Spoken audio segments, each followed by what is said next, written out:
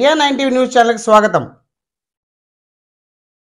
గన్నవరం విమానాశ్రయం నేనేమి పార్టీ మారడం లేదు అంటూ క్లారిటీ ఇచ్చిన వైసీపీ రాజ్యసభ్యులు అయోధ్య రామరెడ్డి.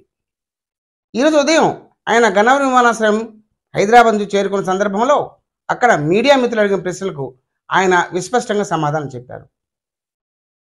మీ రాజీనామా పత్రికల్లో వైరల్ అవుతుందన్న సమాధానం ఇస్తూ అటువంటిదేం లేదు, అది కరెక్ట్ కాదు, అంత ఫేక్ అంటూ ఆయన ప్రత్యుత్తరం ఇచ్చారు. సోషల్ మీడియాలో వైరల్ అవుతుంది సార్. కాదంటే వైసీపీకి రాజీనామా చేస్తారని సోషల్ మీడియాలో వైరల్ అవుతుంది. చెప్తాను కదా అప్పుడే